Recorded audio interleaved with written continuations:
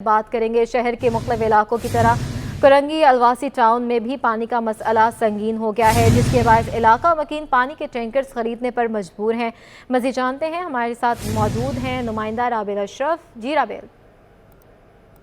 बिल्कुल, देखिए इस वक्त मैं आपको रिपोर्ट कर रही हूँ कुरंगी क्रॉसिंग अलवासी टाउन से, जहाँ पर पानी का मसला जो है वो संगीन से संगीन तरीन सूरत हाल जो है वो इख्तियार कर गया है। यहाँ पर इलाका मकीनों के लिए जब पानी जैसी सहूलत मैसर नहीं है, बुनियादी सहूलत है, लेकिन आवाम के लिए वो यहाँ पर मैसर नहीं है। एक खातून मौजूद है हमारे साथ और यहाँ पर कुछ इलाका मकीन भी मौजूद है, इनसे मज़ीद तफसीलात ले लेते हैं। मुझे बताइएगा कि पानी जो है आप लोगों का कहना है कि पानी नहीं आता, तो फिर किस तरह जो है वो आप लोग गुजारा करते हैं? 800 का टैंकर गाड़ी छोटी सी डलवाते हैं, 6 दिन 7 दिन जाता है, फिर वही हाल होता है। फिर किराए पे मकान है, पानी डलवाएं, किराया दे, बिजली का बिल दे, कहाँ से खाए? बेवा औरत क्या कर सकती है? जी बिल्कुल, जैसे कि आपने खातून की सुना, उनका यही कहना है कि छोटा सा जो टैंकर बनता है वही इनका 800 रुपये में भर जाता है। एक और शहरी मौजूद है, इनसे मुझे जानते हैं। भाई मुझे बताइएगा कि जब 800 रुपये में एक टैंकर बनता है, जब महीने के आप लोग भरवाते होंगे तो कितनी महंगाई है? ज़ाहिर है इतनी में बंदा खा ले या फिर ये कर ले। मैक्सिमम हमारा जो मंथ में जो पानी डलता है ना, वो 15,000 रुपये तक का पानी डलता है और हम पानी के से बहुत ज़्यादा परेशान हैं। वरना पानी हो ना तो उसमें बहुत सहूलत है, पानी अगर बचे, पैसे बचे, 10 बेनिफिट हो, लेकिन बहुत परेशानी है पानी वगैरह का। ये वो अब जो छोटी सूखी आती है 800 रुपये की छोटी सिंगल टैंकर आता है, 1500 का 1800 का, इस टाइम से बहुत ज़्यादा महंगाई हो रही है। जी बिल्कुल, जैसे कि आपने सुना, शहरी जो है वो महंगाई की चक्की में तो पिस ही रहे थे, लेकिन ये कि अब जो है महंगाई में पानी भी आवाम की कुव्वत खरीद से बाहर होता जा रहा है। 15,000 जो है वो महीने अगर एक इंसान, एक आदमी जो है वो टैंकर डलवा रहा है, तो उसके पास आप खुद सोचें कि अगर वो 20-25 वाली दिहाड़ी वाला है तो वो 15,000 का टैंकर कैसे भरवाएगा? साथ ही साथ यहाँ पे खवातीन मौजूद, उनका यही कहना है कि जो सुजुकी पानी लाती है वो 800 रुपये की, और अगर वो रोज़ाना की बुनियाद पर अगर एक दिन भी सुजुकी वो 800 रुपये दे रहे हैं तो उनके लिए बचता ही क्या होगा? उनका आम आदमी का ये पानी की सहूलत मैसर की जाए ताकि आम आदमी की ज़रूरियात पूरी हो सकें। जी। लियारी खड्डा मार्केट में बिजली की तवील लोड शेडिंग ने शहरियों का जीना मुश्किल कर दिया। UC10 के साबिक चेयरमैन अमजद कहते हैं, रात के औकात में भी बिजली मैसर नहीं, जिसकी वजह से सख्त परेशानी का सामना होता है। मजीद बताएंगी अक्सर शाहिद। जी बिल्कुल, मैं इस वक्त लियारी खड्डा मार्केट में मौजूद और कराची के कई इलाकों की तरह जो है यहाँ पर भी बिजली की तवील लोड शेडिंग ने शहरियों की ज़िंदगी, मामलाते ज़िंदगी को मुतासिर कर रखा है। इलाका मकीन यहाँ पर मौजूद है, इनसे बात करेंगे और जानेंगे कि कितने घंटे जो है वो लोड शेडिंग की जा रही है यहाँ पर। दिन में तकरीबन 12-13 घंटे लाइट नहीं होती है। 1 घंटा आती है तो 1.5 घंटा नहीं होती है, और रात को सोने के बाद 2 से 5 बजे तक नहीं होती। सारा दिन बिजली का मसला, आँख मचोली। दिन में 16 घंटे का दिन है, 6 घंटा भी बिजली नहीं होती है। अच्छा ये बताएं कि हम देखते हैं कि हर घर में जो है वो ज़ईफ़ होते हैं, बीमार लोग भी होते हैं, मरीज़, तो इनको कैसे आप फिर मैनेज करते हैं? क्या करें, गुजारा कर रहे हैं UPS जनरेटर पे, जनरेटर के कनेक्शन लिए। जी जी। यहाँ पे हमारे साथ जो है वो साबिक चेयरमैन अमजद आपा भी मौजूद हैं, इनसे बात कर लेते हैं। सर, हम देख रहे हैं कि यहाँ पर लोग बिजली के बिल अलग भर रहे हैं और जनरेटर के जो कनेक्शन ले रहे हैं उसका किराया अलग दे रहे हैं। ये तो बिजली वालों को हम कह तक अभी भी कैंप लगा था, मेरे ख्याल 12-13 तारीख को कैंप लगा था, उसको हमने बताया था कि यहाँ बिल भी भरते हैं, फिर भी PMT यहाँ बंद करते हैं और रात को लोड शेडिंग करते हैं। 12 बजे लाइट आती है, 1-2 घंटा हम सोते हैं तो 2 बजे लाइट चली जाती है, फिर 5 बजे लाइट आती है, फिर रात को 5 बजे पानी आता है। तो इलाके वाले नींद भी नहीं कर सकते। हम बोल के थक गए कि रात को अब बराए मेहरबानी आप लोड शेडिंग ना करें। बिल भी लोग यहाँ भरते हैं, फिर भी लोड शेडिंग करते हैं लोग। यकीनन बच्चे सुबह स्कूल भी नहीं जा सकते, ज़िंदगी जो है वो पूरे तरीके से जो है वो दरहम बरहम होकर रह गई है। लियारी, लाइन्स एरिया, ली मार्केट, मूसा लैन, बोरा पीर, जामा क्लास, हम देखते हैं कि इन जगहों पर जो है वो बिजली की लोड शेडिंग का सिलसिला कम से कम भी 12 से 15 घंटे तक जारी रहता है। सबसे ज़्यादा जो इनको मुश्किलात आती है वो रात के वक्त में आती है, क्योंकि बच्चे सुबह स्कूल जाते हैं, मरीज़ होते हैं घर में, रात को 2 से 5 बजे तक लाइट जाना एक मुश्किल तरीन मरहला होता है। फ्लोर मिल्स एसोसिएशन के चेयरमैन चौधरी आमिर ने साफ कह दिया कि आटा 130 रुपये फ़ी किलो से कम फ़रोख्त नहीं हो सकता। आवाम को जितना रिलीफ मिलना था मिल गया। प्राइवेट सेक्टर गंदम इंपोर्ट नहीं करता तो आटे की कीमत 200 रुपये से तजावुज़ कर जाती। मज़ीद जानते हैं अयाज राना से। जी बिल्कुल, जो हम देख रहे हैं कि आटे की कीमतों को लेके एक बात की जा रही है कि कभी वो बढ़ रही हैं और कभी कम हो रही हैं, क्योंकि इस वक्त जो है वो इंपोर्टेड गंदम जो है वो कराची आ चुकी है। उसके ऊपर जहां हमने देखा जो एक्स बिल है वो 98 रुपीज़ पर केजी के हिसाब से जो है वो फराहम की जा रही है फ्लावर मिल्स वालों को। लेकिन अब क्या कीमतें हैं, कितनी कम हो सकती है, मज़ीद कमी आएगी या नहीं आएगी, उसको जानने के लिए इस वक्त मेरे साथ फ्लावर मिल एसोसिएशन से मुंसलिक हैं, चेयरमैन हैं चौधरी आमिर, उनसे जानते हैं कराची चैम्बर के कमेटी में भी शामिल हैं सर, आप इलेक्शन भी लड़के आ गए, चीज़ें हो गई, लेकिन आवाम को रिलीफ आटे की मद में कैसे मिलेगा? क्या कीमतें मज़ीद कम हो सकती हैं? क्योंकि जब इंपोर्टेड गंदम की बात की जा रही थी कि बहुत ज़्यादा उसके अंदर जो है आटे की कीमतें कम हो जाएंगी, लेकिन वो रिलीफ अब आवाम को मिल नहीं सका, उसकी वजूहत क्या है? देखिए, आवाम को रिलीफ मिल चुका है। अगर आज हम गंदम इंपोर्ट ना करते, और ये जो गंदम इंपोर्ट की है हमने अपने बिहाफ पे की है, प्राइवेट सेक्टर ने की है, और ये खुशाइन बात है। हमने हिम्मत की, डॉलर जिस तरह भी था मार्केट में, महंगा था सस्ता था, हमने बेड़ा उठाया और अल्लाह की मेहरबानी से हुकूमत ने साथ दिया हमारा, और गंदम इंपोर्ट हुई है। इसकी वजह से आज आटे का रेट 120 से 22 रुपये किलो चल रहा है, और रिटेल 130 रुपये तक जा रहा है। अगर ये खुदा न खास्ता इंपोर्ट ना होती, कोई इसमें हर्डल आते, तो आटा 200 रुपये किलो मिलना भी आपको बहुत मुश्किल हो जाता आज। तो इसको आप रिलीफ समझें जो अभी चल रहा है, और इंशाल्लाह ये चलता रहेगा।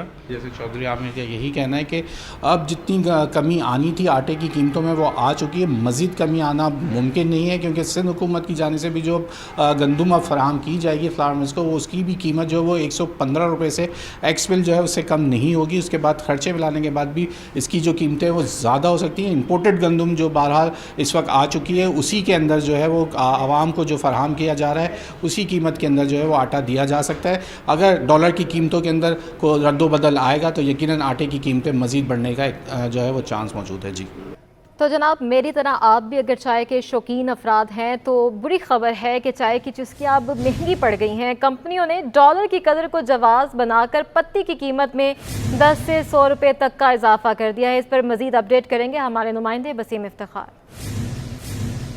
चाय के शौकीन अफराद के लिए बुरी खबर यह है कि चाय बनाने वाली जो कंपनियां हैं उन्होंने पत्ती की कीमतों में इजाफा कर दिया है। 85 ग्राम का जो चाय की पत्ती का पैक है जो कि 180 रुपये का था, वो अब 10 रुपये इजाफे से 190 रुपये पर पहुँच गया है। इसी तरीके से 190 ग्राम का जो पैक है वो 350 रुपये से बढ़कर 380 रुपये पर पहुँच गया है। इसी तरीके से ग्राम का जो पैक है 385 ग्राम का जो पैक है वो तकरीबन 700 से बढ़कर 720 रुपये पर पहुँच गया है। 900 ग्राम का पैक 1700 से बढ़कर 1800 रुपये पहुँच गया, और इसी तरीके से 450 ग्राम का पैक जो है वो 830 रुपये से बढ़कर 900 रुपये पर पहुँच गया। इस वक्त मेरे साथ दुकानदार मौजूद हैं, जानते हैं कि क्या वजूहत है कि चाय की जो कंपनियां हैं जो चाय बनाने में, उन्होंने क्यों रेट बढ़ा दिए? ये चाय की कंपनी के जो भी हमारे पास बुकर आते हैं इस वक्त दुकान पे, हमसे वजह मालूम करते हैं, तो वो उनका सिर्फ एक ही कहना होता है कि पीछे से डॉलर के रेट की वजह का रेट बढ़ गया है, तो उसके अलावा और कोई जवाब नहीं है।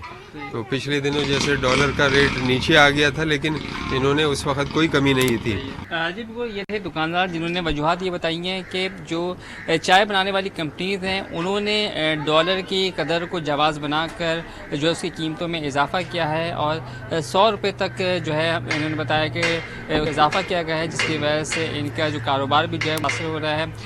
इनका मुतालबा है कि हुकूमत जो है वो इस सेक्टर पर भी तवज्जो दे ताकि कंपनियाँ जो हैं वो रेट कम कर सकें। जी, महकमा तालीम से फारिग मुलाजिम मोइन की 2012 से मुलाजमत बहाल नहीं हो सकी, वजूहात क्या हैं ये बताएंगे मुमताज़ जमाली।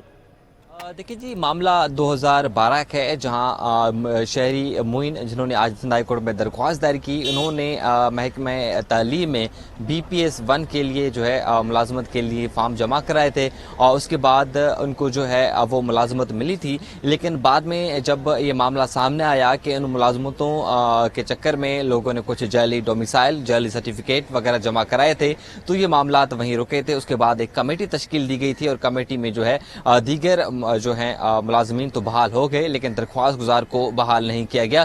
तो 2012 से लेकर 2023 तक ये जो दरख्वास्त गुजार हैं वो मुख्तलिफ इदारों के जो हैं आगे जा रखे गए हैं, वहाँ पर दरख्वास्त दे रहे हैं, लेकिन ताहाल उनकी नहीं सुनी गई है।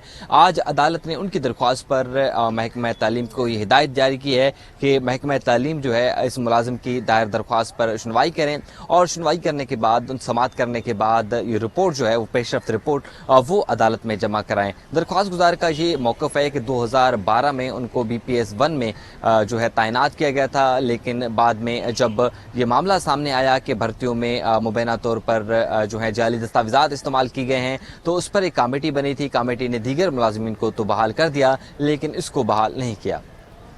तरक्याती और सनती सरगर्मियाँ और आलूदगी समुद्री कछुओं के लिए बड़ा ख़तरा बन गई हैं। मज़ीद बताएंगी आयमा खान।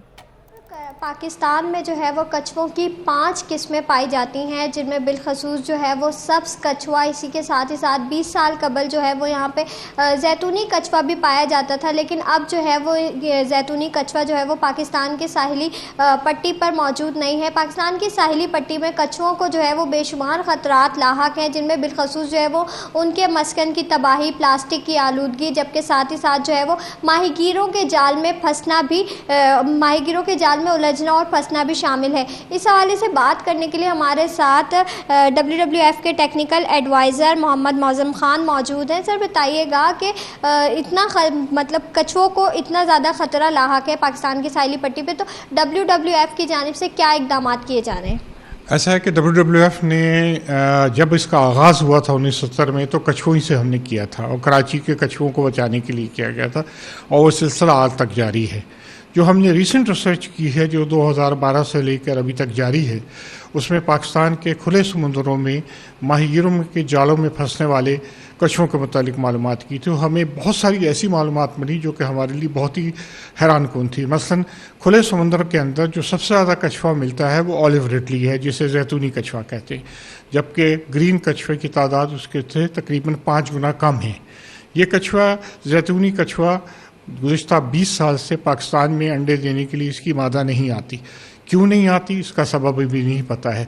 और इतनी बड़ी तादाद में जब हमारे खुले समुद्र में मौजूद है कि हर 5वां कछुआ जो होता है वो होता है, तो वो कहाँ जाते हैं? तो अगला ख्याल ये है कि ओमान में इसकी रुकड़ी है, जहाँ जाके बच्चे देते, अंडे देती, तो वहाँ जाते होंगे, या इंडिया के किसी साहिल पे जाते होंगे, लेकिन ये तहकीक अभी जारी है। जी बिल्कुल, जैसे कि आपने सुना, टेक्निकल एडवाइज़र मोहम्मद मौज़म ख़ान जो है वो हमारे साथ मौजूद थे, और इनका यही कहना है कि क्लाइमेट चेंज यानी मौसमियाती तब्दीलियों का जो है वो जहाँ इंसानों पे असर है, वहीं जो है वो कछुओं पे भी बिलखसूस जो है वो इसका ख़ासा असर देखने में आ रहा है, जिसके बायस जो है वो अगर जहाँ पे कछुए अंडे देते हैं उस जगह की रेत में अगर ज़्यादा गर्म है, तो उसके बायस जो है वो मादा की तादाद में इजाफा होगा, जबकि नर की तादाद में जो है वो कमी वाक़ हो जाएगी, जिसके बायस जो है वो इनकी नस्ल जो है वो आने वाले वक्तों में कम होने का खदशा भी है। साथ ही साथ इनका ये भी कहना था कि WWF जो है वो खासे इक़दाम जो है वो उठा रही है कछुओं की हिफाजत के लिए, जिनमें बिलखसूस जो है वो माहीगीरों की ट्रेनिंग है, ताकि जो है वो जो कछुए माहीगीरों के जाल में फंस जाते हैं उन्हें जो है वो सब खुले समंदर में जो है वो छोड़ा जा सके। जी, अवामी शिकायत पर वाटर एंड सीवरेज कॉरपोरेशन अफसरान के खिलाफ एक्शन। गफलत बरतने पर वाटर कॉरपोरेशन के 3 अफसरान मुअत्तल कर दिए गए। इस पर मजीद बात करेंगे आज़ाद नौरियो से। आज़ाद, बताइएगा।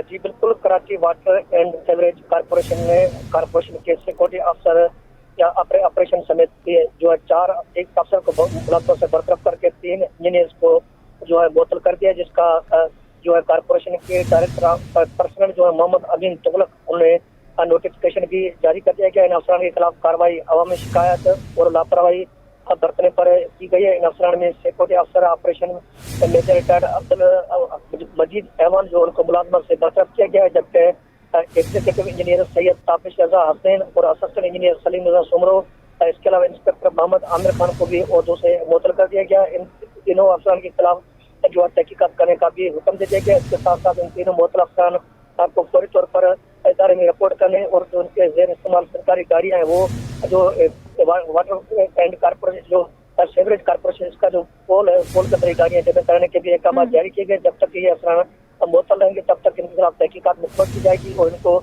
जो है तहकीकात में जो हक़ाइक़ है वो सामने लाकर MD कॉरपोरेशन को रिपोर्ट अरसाल कर दी जाएगी। जी ठीक है, बहुत शुक्रिया। कराची में बल्दियाती निज़ाम तबाही के दौहाने पर पहुंच गया है। अपडेट करेंगी नमरा रियासत। जी, कराची का तबाहाल बल्दियाती निज़ाम शहरियों में मुश्किलात में इजाफे का सबब बन रहा है। इस वक्त वीटा चौरंगी के मकाम पर मौजूद हूँ और यहाँ भी सड़क पर पड़े गड्ढे जो है वो शहरियों को मुश्किलात में इजाफे का सबब है। मेरे कैमरामैन उस्मान आपको इस वक्त सूरत हाल दिखाएँ तो इंतहाई अहम शाहराह है, वीटा चौरंगी के मकाम पर मौजूद है और 4 यकीनी तौर पर सड़कें यहाँ से गुजरती हैं और सड़क के बीचों बीच इस किस्म के 3 गड्ढे इस वक्त यहाँ पर मौजूद हैं, जो यकीनी तौर पर ट्रैफिक की रवानी को मुतासर करने के साथ साथ हादसात का भी सबब बन रहे हैं। हमारे साथ शहरी मौजूद है, इस हवाले से इनसे जानते हैं। बताइएगा, ये जो गड्ढे सड़क पर मौजूद हैं, 3 मकाम पर ऐसे गड्ढे हैं जो तेज़ी में गाड़ी आती है, उसके साथ साथ दीगर मुश्किलात का भी सबब बन रहे हैं। अस्सलाम वालेकुम मैम, देखें सबसे बड़ा पाकिस्तान में सबसे बड़ा मेजर इशू ही हमारे ये गड्ढे हैं। जाहिर है अभी आप ये देख लीजिए कितना फास्ट ट्रैक है, रैंडम कोई टर्न करता है, अब उसके ख्याल में तो ये नहीं है कि इतना बड़ा गड्ढा है सामने, खुदा ना खास्ता अगर कोई स्पीड में आता भी है तो इस गड्ढे की वजह से कितना नुकसान हो सकता है। हमारे ज़्यादातर रोड्स में आप देख ले यही गड्ढे होते हैं। और सेकंड ये जिस किस्म के रोड है ना यहाँ लाइट मौसूल है, दिन तो दिन है, आप ये सोचें रात में इंसान का क्या हाल होगा। अब जिस जगह जा रहे रोड तो ये इतना बड़ा रोड है, ये छोड़े सड़कें देखें, यहाँ तक कि हमारा शाहरा फैसल भी गड्ढों से भर चुका है। अब एक गड्ढे से बचते इंसान दूसरे गड्ढे में जाता है। हम गरीब आवाम का किसी को कोई परवाह नहीं है, जिए मरे खाए पिए। यकीनी तौर पर इंतज़ामिया की जानिब से कोई इक़दाम होते नज़र नहीं आ रही, क्योंकि ये गड्ढे अब से नहीं बल्कि गुज़िश्ता 1 साल से ज़ायद का अर्सा गुजर जाने के बावजूद भी यहाँ पे मौजूद हैं। और इन गढ़ों के नीचे अगर हम इनको देखें तो यहाँ से बहता गंदा सेवरेज का पानी जो है वो बदबू और ताफुत फैलाने का भी सबब बन रहा है कि इस वक्त इस कदर बदबू है कि यहाँ खड़े होना मुश्किल हो रहा है। और इंतहाई अहम शाहराह है और यहाँ से गाड़ियों तेज़ रफ्तार में गुजरती हैं और यकीनी तौर पर जो हादसात का भी सबब बन रहा है। इसलिए इंतज़ामिया के जो है वो गुजारिशात है इंतज़ामिया से शहरियों की कि जल्द अज जल्द इस मसले पर नज़रसानी करके इसके लिए कोई मौसर इक़दाम किए जाए, इसका मरम्मती काम का जो है वो आगाज़ किया जाए। जी। एडिशनल डिस्ट्रिक्ट एंड सेशन जज शर्की की अदालत में कमसिन ज़ैनब की मुबैना ज़्यादती के बाद कत्ल केस की समाअत हुई। इस पर मज़ीद अपडेट हासिल करते हैं जवाद आसिफ से। जी जवाद। बिल्कुल देखें, एडिशनल डिस्ट्रिक्ट एंड सेशन जज शर्की की अदालत में कमसिन ज़ैनब को मुबैना ज़्यादती के बाद कत्ल केस की समाअत हुई है। आज अदालत में ज़ैनब की जो बहन है वो बतौर गवाह पेश हुई, ताहम मुलजिम के वकील की जानिब से दरख्वास्त के बाद आज समाअत बग़ैर किसी कार्रवाई के मुलतवी की गई। कार्रवाई जो है वो 21 नवंबर तक मुलतवी की गई है।